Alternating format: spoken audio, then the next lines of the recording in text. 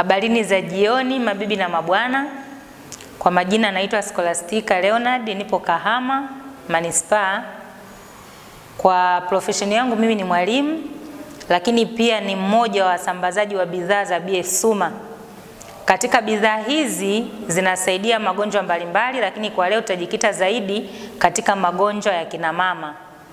Mtu yote anayezaliwa kwa jinsia ya kike kuanzia miaka 2 na kuendelea yule ni mama. Lakini kupitia maradhi ya kina mama nitaelezea tu kwa ufupi, utaalamu bado tunaendelea kujifunza, lakini nitaelezea kwa ufupi kwa siku ya leo. Tuna maradhi ya kina mama ambayo yanawakabili wa mama wengi siku zote hapa nchini, hususan maeneo ya joto kali, baridi na sehemu zingine zote. Nitaanza kwanza na ugonjwa wa UTI. UTI ni urinary transmission infection.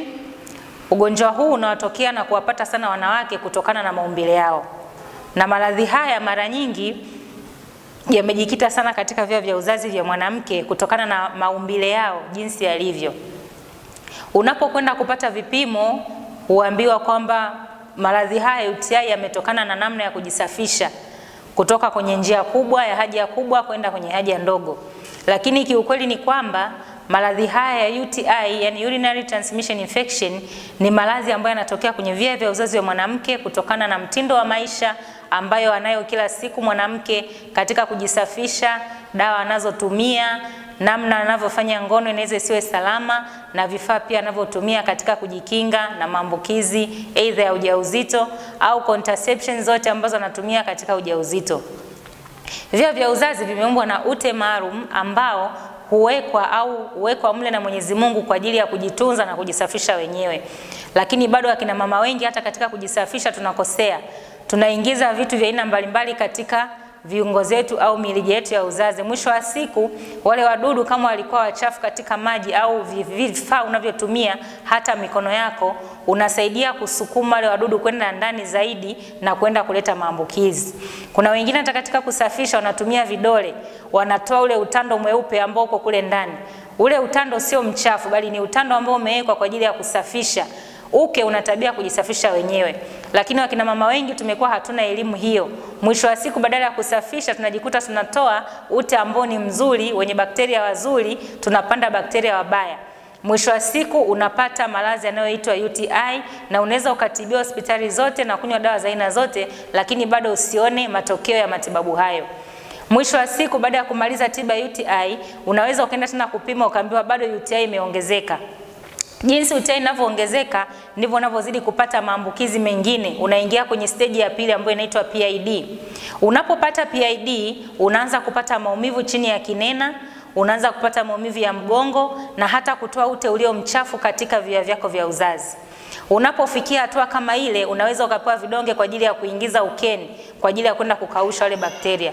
Vidonge vile sio kwa ajili ya kukausha bakteria bali ni kwa ajili ya kwenda kusaidia wewe kuweza kuponya ile tatizo ambalo unalo. Lakini kutokana na wengi kukosea matumizi, badala ya kuweka dawa kwa ajili ya kuweza kujisafisha, zile dawa zinakuwa tena ni tatizo kwao na kuweza kusababisha maradhi mengine. Mwisho wa siku PID isipotibiwa vizuri inaweza ikaanza kuzaa vinundu au vimelea vingine vya maambukizi ya kansa ya shingo ya kizazi. Jinsi unavyozidi kusumbua mlango wa uzazi, unajikuta umepata kansa ya mlango wa kizazi. Na yenyewe ndio ina hatua 3 pia katika ukuaji wake. Unapoanza hatua ya kwanza unaweza ukajiona ni kama UTI bado inaendelea. Utaendelea kupata matibabu ya UTI ya hapa na pale. Baada ya siku utaanza kuumwa maumivu mengi na hatimaye hata kukosa uzazi kwa siku zijazo.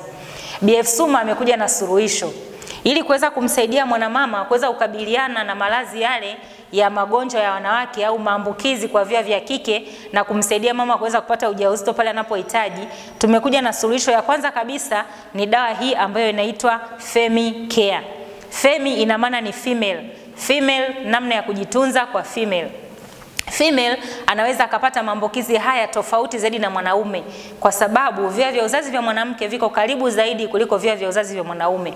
Na mwanaume anakuwa ni rahisi sana kujitambua kwa haraka kuliko mwanamke kwa sababu njia anayotumia katika kutolea zile manii ndio njia ambayo anatumia katika kutoa au kugundulika kwa ugonjwa ule. Lakini kwa wanawake tuna njia tofauti. Kuna njia ya uzazi lakini pia kuna njia ya mkojo.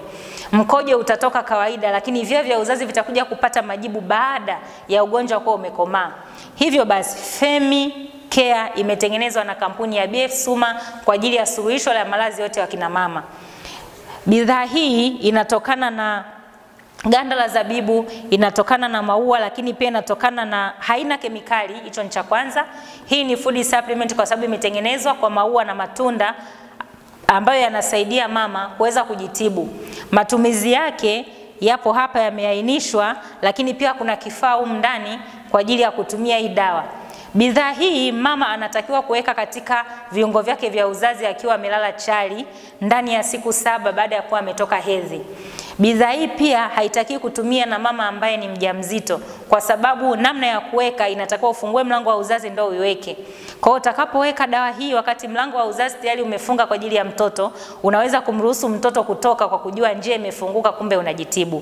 Kwa hiyo tunashauri wale wote ambao wanahitaji kutumia dawa hii wasitumie bila maelekezo ya daktari au bila maelekezo ya mtaalamu mahali ambapo wamejiunga au wameinunua. Lakini pia bidhaa hii hutaki kutumia unapokuwa kwenye hedhi. Kwani unapokuwa kwenye hedhi ni damu salama ambayo inatoka. Utakapotumia bidhaa hii, kwanza unaweza kupata maambukizi kwa sababu utazidi kuipushi damu kurudi ndani ikiwa na dawa, kitu ambacho itakuwa sio kutibu bali ni kupandikiza bakteria.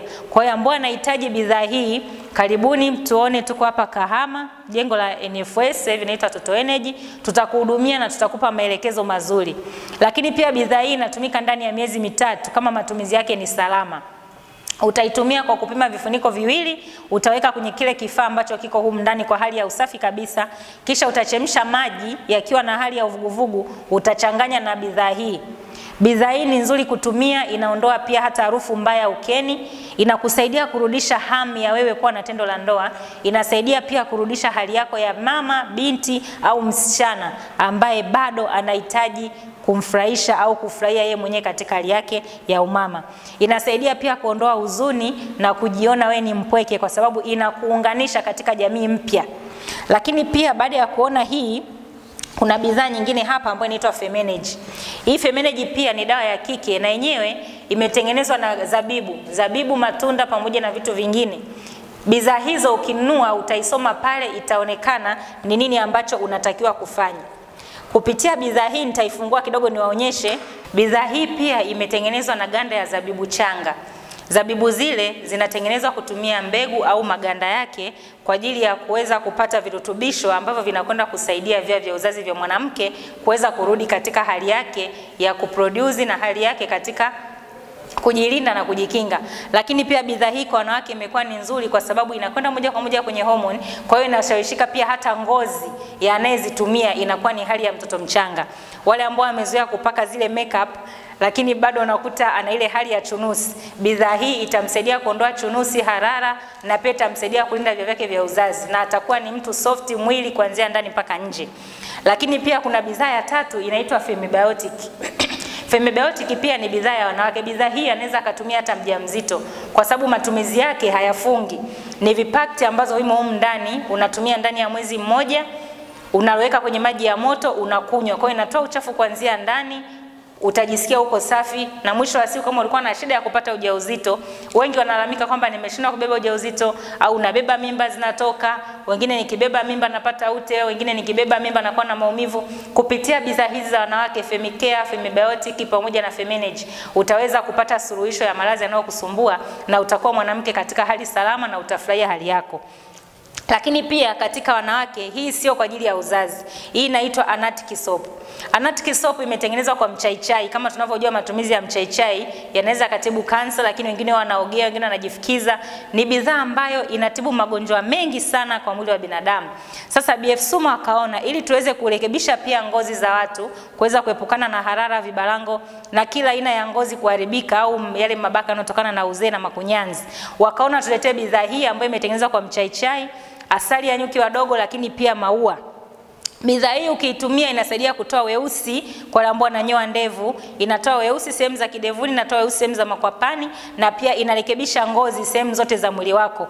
Utakapoogea sabuni hii hautaiacha, kwa sababu ni sabuni ambayo hata kama ulikuwa unatumia kemikali ukaota ule weusi wanaita miwani, kupitia sabuni hii miwani itaweza kuisha na utaipata kwa bei nafuu hapa dukani kwetu. Bidhaa nyingine inaitwa Refined Yunzi. Hii yunzi pia kwa wanawake inasaidia sana. hasa kwa wanawake ambao hawana ujauzito.